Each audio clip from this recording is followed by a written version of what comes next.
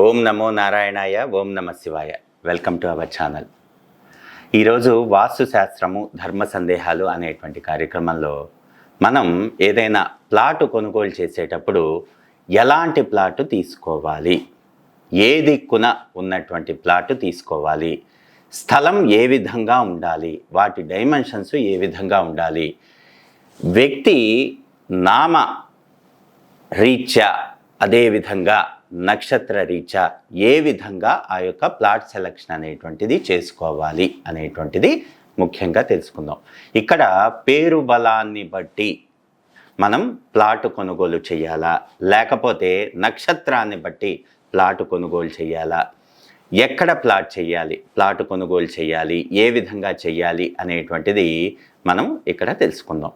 సహజ సిద్ధంగా మనం ప్లాటు కొనేటప్పుడు పేరుని బట్టి నక్షత్రాన్ని బట్టి మొట్టమొదటిగా చూసుకోవాలి. పేరుని బట్టి మనం ఎప్పుడైతే స్థలం కొనుగోలు చేయాలనుకుంటున్నామో దాన్ని గృహార్వణము అంటారు. అదేవిధంగా నక్షత్రాన్ని రాశిని బట్టి ఎప్పుడైతే మనం చూసుకుంటున్నామో దాన్ని క్షేత్రార్వణము అంటారు. ఇక్కడ మనం ఏదైనా స్థలం కొనేటప్పుడు గృహార్వణము చెక్ చేసుకోవాలి, క్షేత్రార్వణము చెక్ చేసుకోవాలి. ఇక్కడ గృహార్వణము అంటే పేరు బలాన్ని బట్టి ఆ త య చ ట క స ప అనేటువంటి వర్గులు ఉంటాయి. అంటే అంటే ఆ నుండి ఊరూరు అమ్మ వరకు. అదేవిధంగా క అంటే కాక గ ఘ ఇన్య, చ అంటే చ చ జ ఝ ఇణి, ప అంటే పాప బ భమ. ఇలా మొత్తం వర్గు రీత్యా ఏ విధంగా నిర్ణయిస్తారు అనేటువంటిది చూసుకోవాలి. ఆ అని ఎవరైతే వర్గు ఉంటుందో వాళ్ళకి తూర్పు రాజవీధి అనేటువంటిది ప్రశస్యము.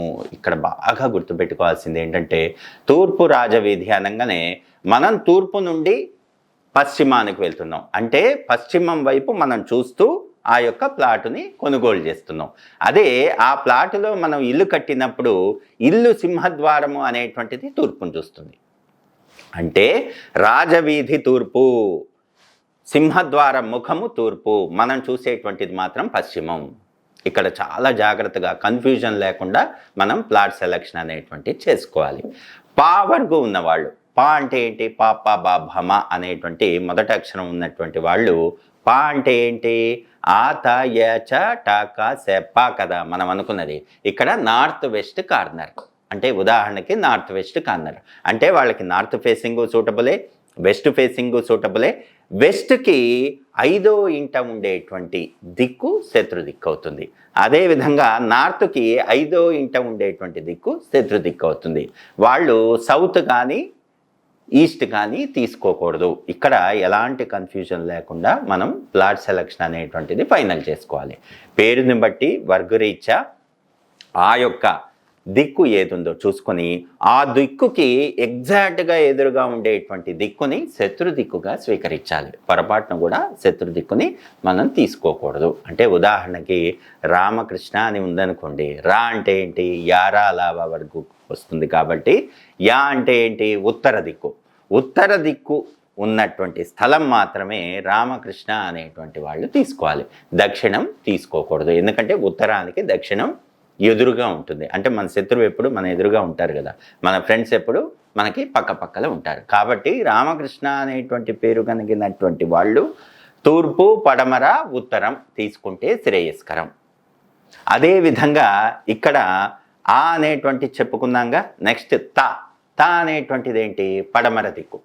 పడమర దిక్కు ఎప్పుడైతే వచ్చిందో త అనేటువంటి నామం ఉన్నటువంటి వాళ్ళు అంటే తాత్తాదాధాన మొదటి అక్షరం తాత్తాదాధానాలో ఉండేటువంటి వాళ్ళు ఎప్పుడూ కూడా తూర్పు ఫేసింగ్ తీసుకోకూడదు.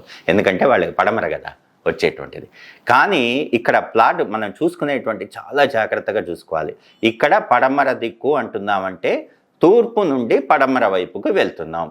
ఇక్కడ సింహద్వారం ఏం చేస్తుంది, ఆ ఇల్లు కట్టిన తర్వాత సింహద్వారం అనేటువంటిది పడమరను చూస్తుంది. కానీ సాధకుడు ఎవరైతే వ్యక్తి యజమాని ఉంటారో వాళ్ళు పడమర నుండి తూర్పుకు వెళ్తారు. ఇక్కడ చాలా జాగ్రత్తగా చూసుకోవాలి, కన్ఫ్యూజన్ అనేటువంటి లేకుండా. ఆ త అనేటువంటి చెప్పుకున్నాగా. నెక్స్ట్ యా అంటే ఉత్తరం.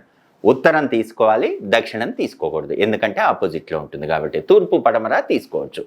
చా వర్గు వాళ్ళు ఏం చేసుకోవాలి, చా చ జ ఝ ఇన్యా కదా.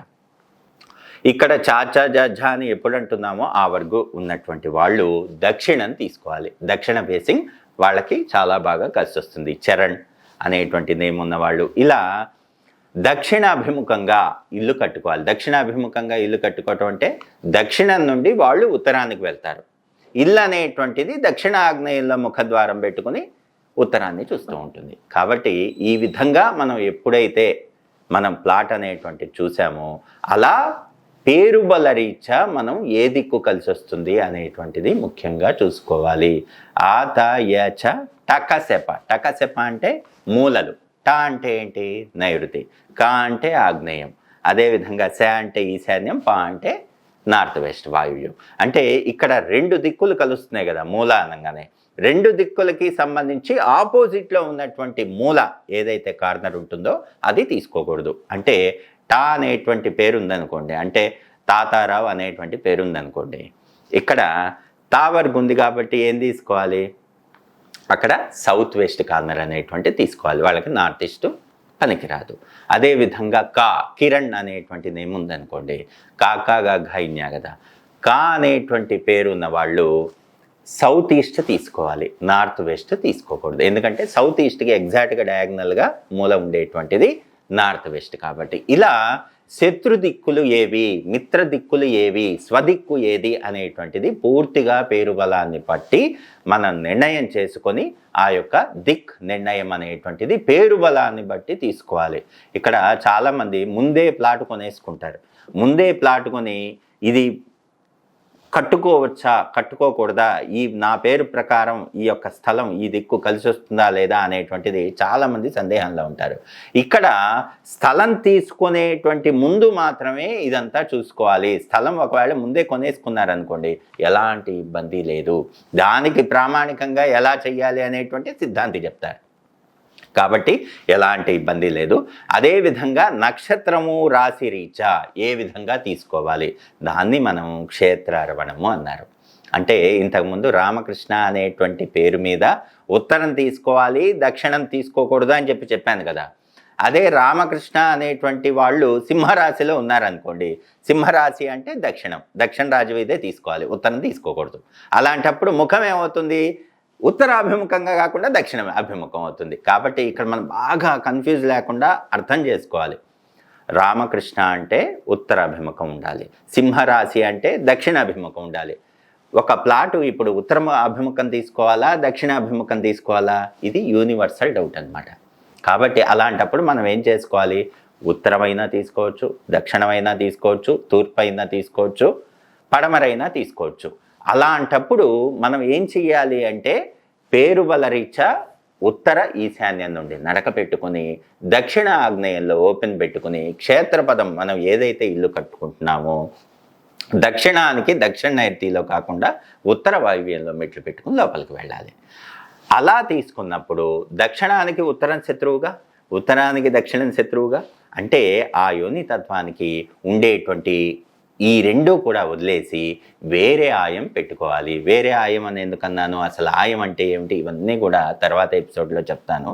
ఇక్కడ ఆ ఇంటికి వచ్చేటువంటి గృహగణితాన్ని బేస్ చేసుకొని మనం ఆ యొక్క ఇల్లు అనేటువంటిది తీసుకోవాలి. కాబట్టి పేరు బల రీత్యా, నక్షత్ర బల రీత్యా దిక్కులు భార్యాభర్తలకి ఇరువురికి చూసి ఏ దిక్కు ఎగ్జాక్ట్గా ఇద్దరికి సూట్ అవుతోంది అనేటువంటిది కాంబినేషన్స్ చూసుకొని ఆ దిక్కు మాత్రమే మనం ప్లాట్ అనేటువంటిది కొనుగోలు చేయాలి.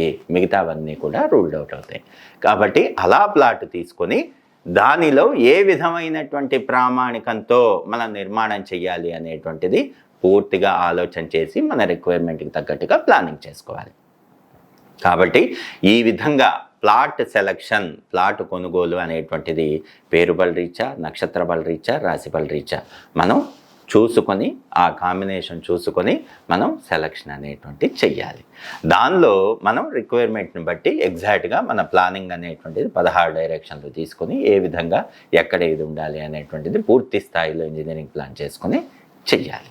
సకల జన సుఖినో భవంతు. స్వస్తి.